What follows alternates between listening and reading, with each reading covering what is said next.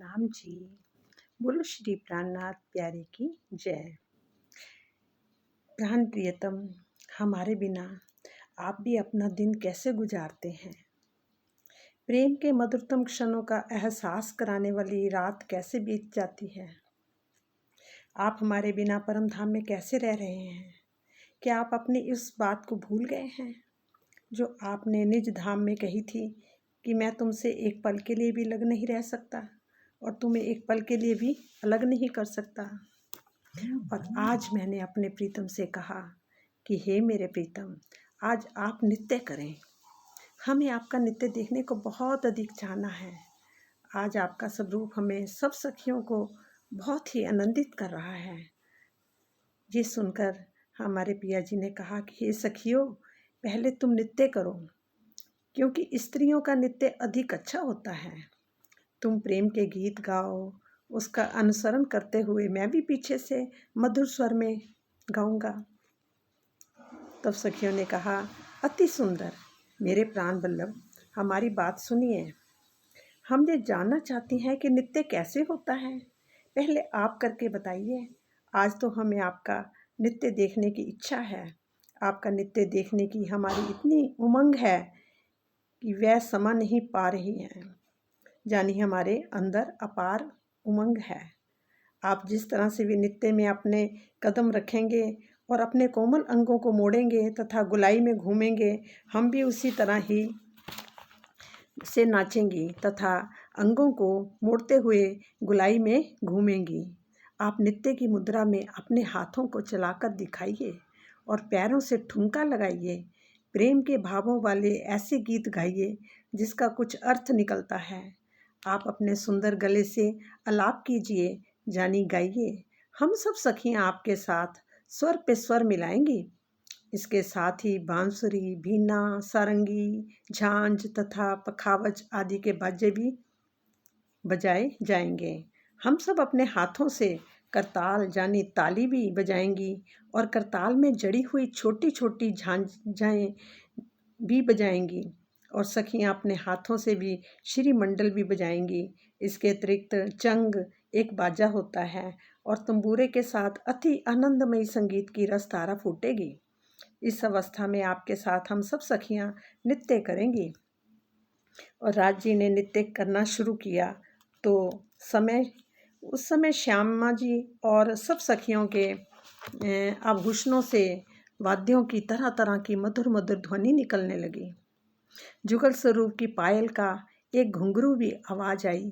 तब सब सखियों का भी एक घुंघरू बजने लगा।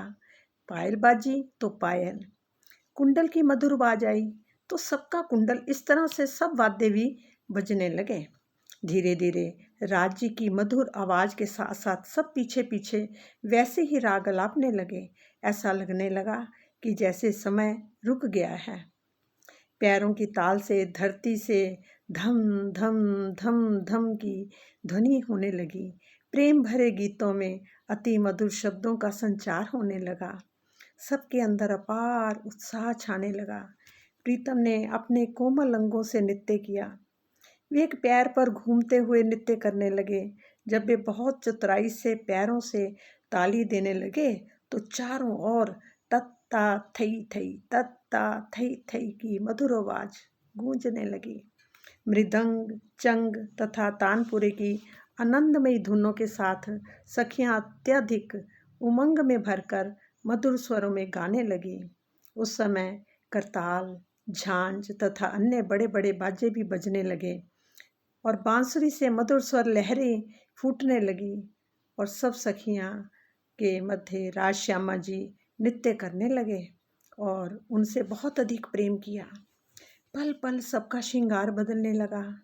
हम सब अपने प्राणाधार अक्षरातीत जी के अति मनोहर ढंग से नृत्य करने लगी। जब राज जी, श्यामा जी अति चातुर्य पूर्वक बारंबार गुलाई में घूमकर नृत्य कर रहे थे तो सब सखियां भी अपने पैरों की ताल से धम धम की गंभीर और मोहक ध्वनि से अति चातुर्य से पूर्वक बारंबार गुलाई में घूमकर नृत्य करने लगी। झांझरी और घुंघरी झन झन झन झन की मधुर ध्वनि करने लगी तो काबी और कल्लड़ा की जोड़ी से रणकार उठने लगी, यानी रन छन की ध्वनि उठने लगी और विद्युत से ठन ठन का स्वर गूंजने लगा। सखियां प्रेम भरे गीत गाने लगी और अपने हाथों के तरह तरह के भाग भंगिमाओं से हृदय के प्रेम भाव को व्यक्त करने लगी। अपने प्रीतम प्राण वल्लभ श्री राज श्यामा जी को नृत्य के द्वारा अपने हृदय का प्रेम दर्शाने लगी। सभी सखियां नृत्य में हंसी का आनंद लेती हुई और नृत्य के बीच बीच में गोल गोल घूमती हुई अत्यधिक प्रेम पूर्वक अपने प्राणेश्वर के गले लग जाती। चंद्रमा अपनी शीतल ज्योति से चारों ओर प्रकाश करते हुए अपनी चांदनी से रात की अनुपम शोभा को दिखाते हुए नीचे ही उतर गया। ऐसा लगने लगा जैसे चांदनी से सबका श्रृंगार ही नूर से भरपूर सफ़ेद रंग का हो गया। फूल, पेड़, वाद्य यंत्र, पशु पक्षी, चारों तरफ एक ही कलर सफ़ेद चांदनी ही हो गया। एक ताल, एक ही आवाज, एक जैसा रूप, सब कुछ चांदी चांदी हो गया। चारों तरफ सफ़ेद फूलों की वर्षा होने लगी। पशु पक्षियों के भी स्वर पीयू पीयू गूंजने लगे। कोई पलक भी नहीं झपक रहा था। एक टक सब राज्य को ही देख रहे थे। सबके अंग अंग में एक अलौकिक प्रेम पैदा हो रहा था।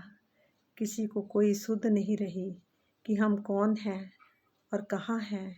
धीरे धीरे चंद्रमा भी इतना तल्लीन हो गया कि उसका भी गति मंद हो गई। जुगल स्वरूप एवं सखियों के सौंदर्य को देखकर वह बेसुध हो गया। वह उदास होकर सोचने लगा कि कदाचित मैं भी सखी होता तो मैं भी इसी तरह स्वयं को प्रेम और आनंद के सागर में डूब जाता। तो राज जी ने कहा, चंद्रमा उदास मत हो, तू तो खुद ही सागर है। तूने तो अपने नूरी भरी चांदनी में सबको डुबो दिया। सब कुछ तेरे ही रंग में रंग गए। तू तो बहुत भाग्यशाली है। चंद्रमा भी आनंद से विभोर हो उठा और उसकी मंद हुई चांदनी भी और भी तेज हो गई। ऐसे लगने लगा जैसे चांद भी मस्ती में नाचने लगा, कभी ऊपर, कभी नीचे, कभी दाएं, कभी बाएं, कभी बीच बीच में हमारे साथ ही ठुमके लगाने लगा। फिर धीरे धीरे प्रेम के जिन वचनों को गाया, उन वचनों से संबंधित लीला में हमने प्रत्यक्ष सुखों का अनुभव किया। ऐसा लगने लगा जैसे सागर की लहरों का प्रवाह चलाता है। ऐसे झुंड के झुंड सखियां राजी के पास आने लगी। फिर राजी ने सोचा, अब तो कुछ करना चाहिए। प्राणेश्वर ने अपने चित्त को हमारे चित्त से जोड़ लिया और किसी को भी कोई कमी नहीं लगी। प्रीतम बहुत ही आनंदपूर्वक गा रहे। धीरे धीरे सब कुछ शांत होने लगा और सब आराम से बैठने लगे। इतनी देर में मैंने आँख खोल ली तो मैंने अपने बिस्तर पर अपने आप को पाया। मैं भुजंगी सी हो गई कि काश ये सपना ना होता, मैं सचमुच ही परम धाम में होती और अपने प्रीतम की बाहों में बाहें डालकर झूम रही होती। हे प्रीतम, अब देर मत करो, अब बहुत देर हो गई है, अब जल्दी करो और सब सखियों को लेकर अपने घर उठ जाओ। हमारी सब पर आत्म उठ के खड़ी हो जाएं। प्रणाम जी, प्रणाम जी, प्रणाम।